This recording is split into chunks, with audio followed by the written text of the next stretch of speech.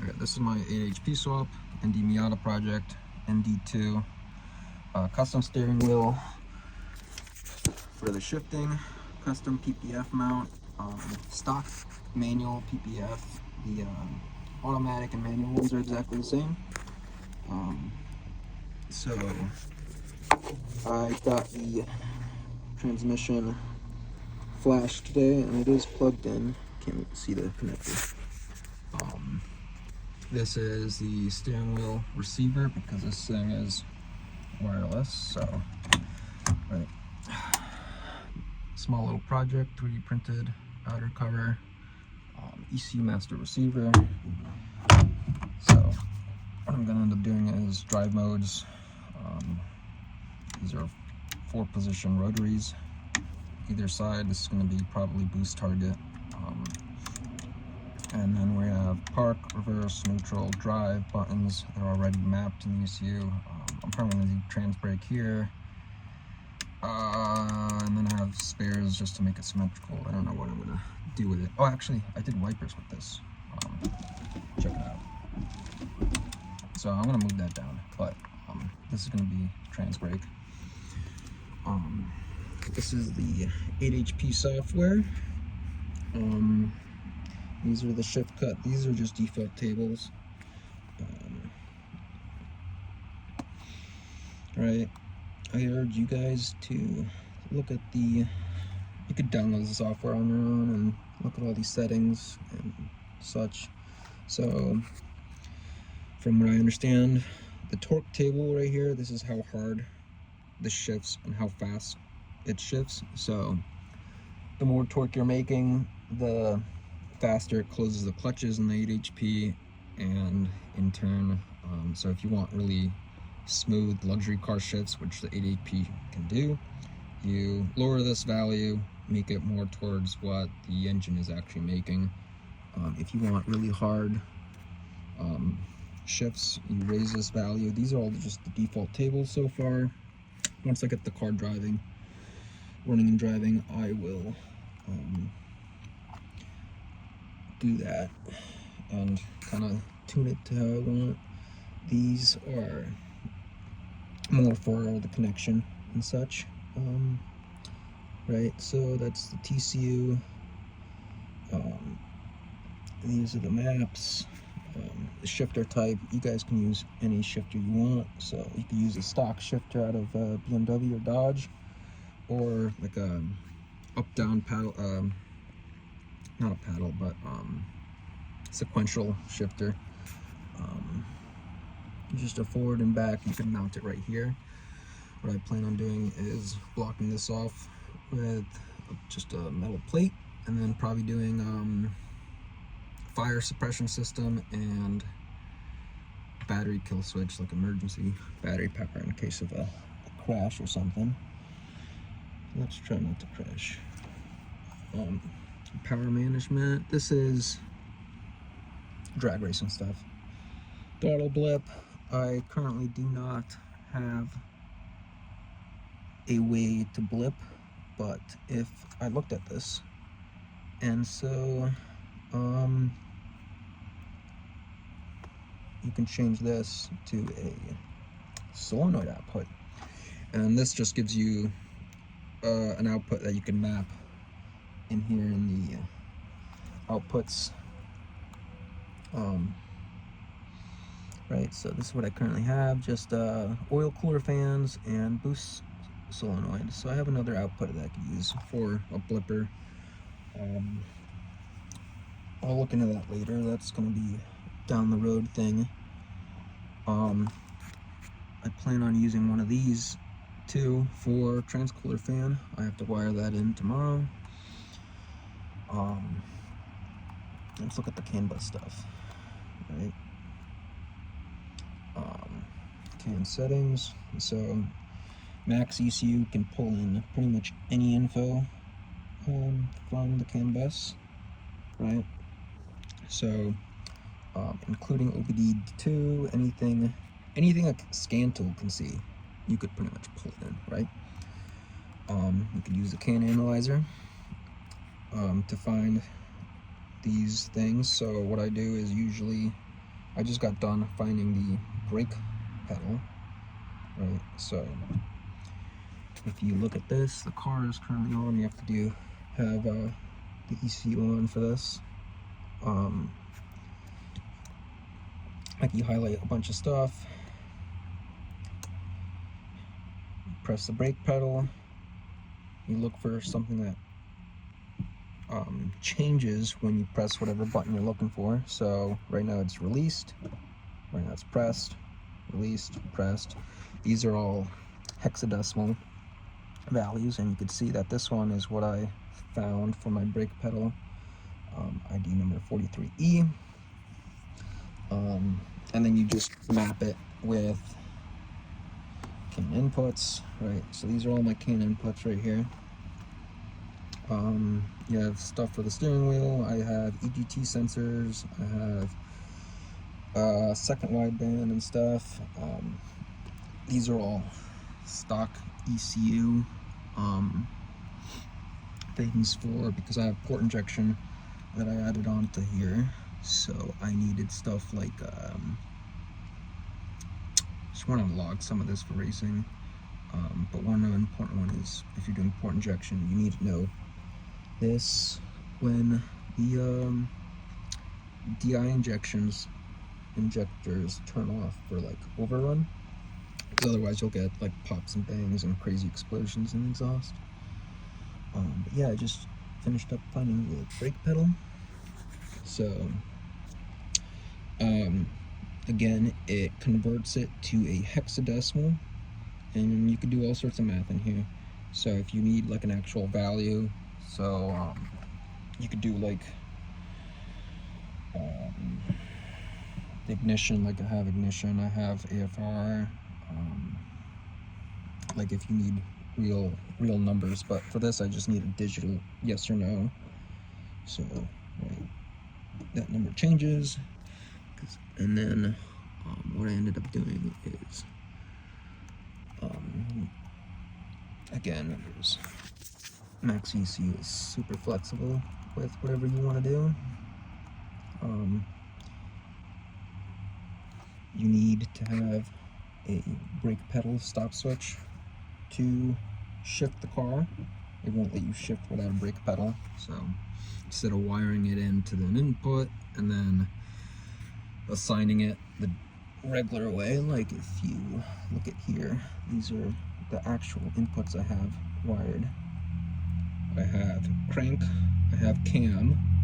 Those are required for RPM signal. You don't need the cam, but that's for sequential feel, right? I have absolutely nothing for coolant, intake air, throttle position. I actually use the coolant input for this for oil temperature, actually. So you could just reassign them however you want. I have a flex sensor on digital input. That's not required, and then my other analogs are fuel pressure. ND never came with a low pressure switch or sensor, so I added a low pressure side, and oil pressure. And again, I have my oil temp on the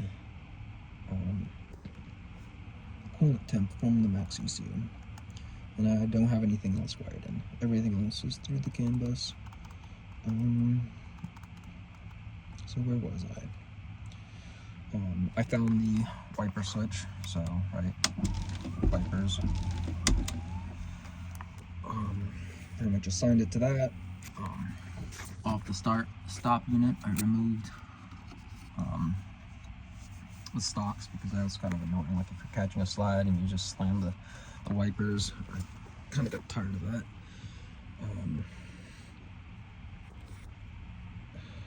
Let's check out the shifting, right? I've already ran the engine a little bit. I still don't have coolant. That's coming in tomorrow, and I'm getting the yoke adapter for the drive shaft, so the car should be able to run soon. I removed the clutch pedal already, so unfortunately I haven't figured out how to bypass it quite yet, but I have the regular switch for starting the car. So let's start the car. It's gonna be really loud, it's just open downpipe.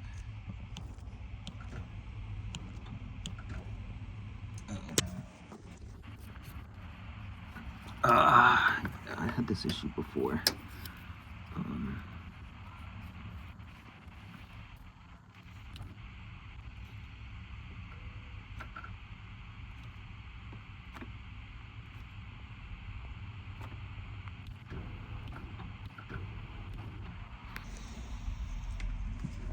Okay, that's not working.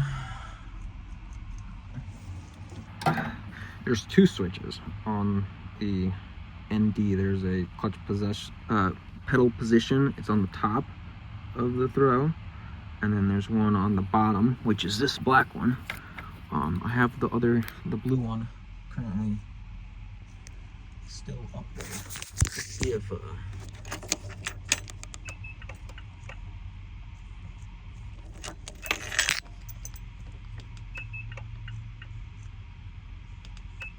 nope, it's nothing to do with the key not being close to it or having the battery charge.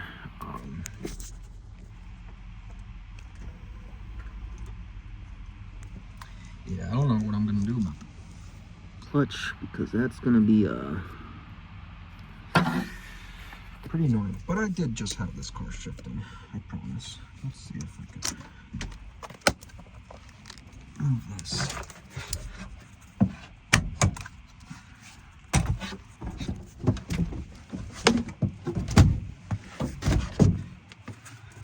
Alright, so that's this guy.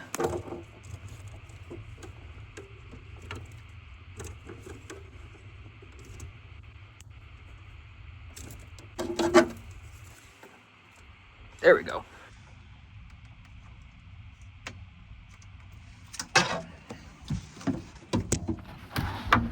Might end up having to leave the clutch pedal in there, because those switches have to be like timed perfectly when you're starting the car. But let's check out some HP shifting. Start the car.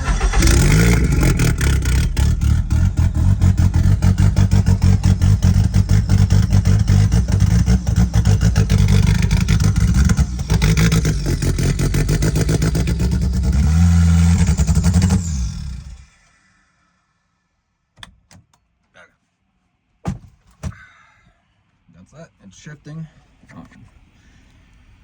Oh god, that's freaking smelly. Okay. Yeah, the car's shifting. That was just drive. I haven't tried all the gears, but next up on the list is drive shaft, and then you could see it's really close. Yeah. Right there. So that's a clearance I'm gonna have to check for my mount.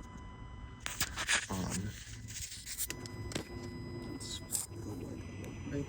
So that's just my mount. These are just ones you cut and welded together. So I'm gonna have a 1350 adapter. The diff is still a stock ND diff.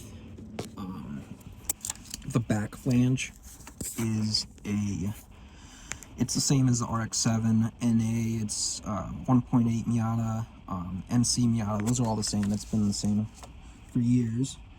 So once I get this adapter, I can make sure that mount is where it needs to be. If not, I can change it. And then once I have the mount perfect, those are my two cooler lines. They run to the back, to the trunk. So 8HP likes to see a trans cooler. I put in the trunk.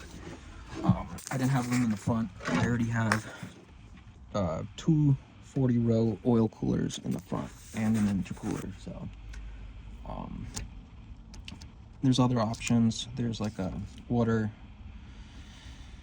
or liquid heat exchanger. Who is it that sells it? Seems Legit Garage sells that. So it uses your radiator water coolant, whatever you want to call it. It uses that to bring down the trans temps. Again, I don't have room for that in the ND. On the lower hose, the steering rack is really close, so I don't think it would have fit, and it's pretty expensive. The 40 row cooler is $100. So yeah, I don't know how much more I have to add. Again, I'll try the ignition timing stuff tomorrow. I have to build a base map, and then I have to figure out what this is all about. All right.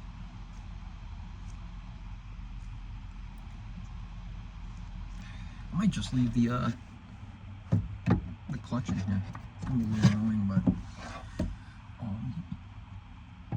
wire like a clutch pressure sensor into it, and 8 HP on max lets you do virtual clutch, so you can have like clutch kicks for all the drifty boys, but that's not what I plan on doing. But that's a possibility. I saw another post for people that have heavy clutches on manual cars, that you do a diode or something in the start-stop unit here to bypass the clutch switches. I have those on order, so we'll see if that works. I've tried some that I had laying around, they did not work. So I ordered whatever they suggested. I don't know what else to add.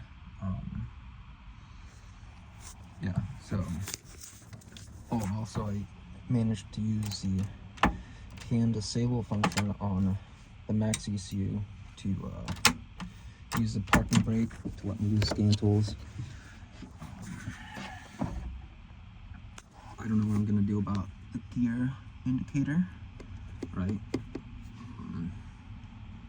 The NC or ND trans never envisioned 8 gears, and I've also heard that if you change the diff to like a taller ratio like the Fiat or the automatic diffs, if you don't change the tune with VersaTuner, you end up having acceleration limits. So that's something I'm going to find out when I get there, because these ratios are of course all sorts of different. Hopefully I don't have to deal with acceleration limits. Yeah, so that's all stuff I'll figure out when I get there. Yeah, that's pretty much it. If you guys have any questions, let me know. I could pretty much answer whatever I could think of. The CAN bus stuff, it's super nice. I've never worked with CAN bus car build before, but it's pretty much just 2 wires. ND already has it strung all over the car, right? So that's for the steering wheel. Got this. Let's go look at the engine bay.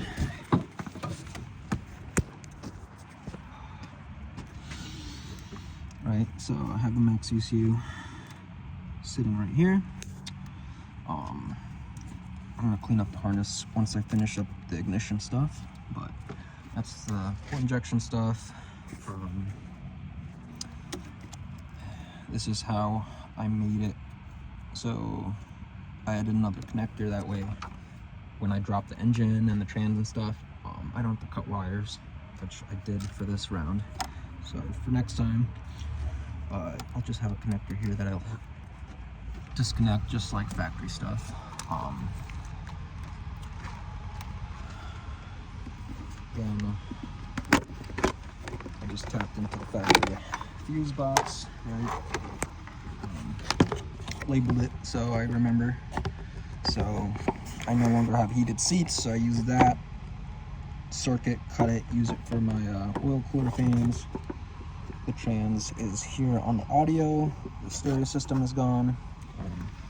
The 8 HP requires constant on 12 volt, not constant, but, and then it also needs a wake up signal. The wake up signal is just tied into the ignition, so that way it wakes up the TCU once everything is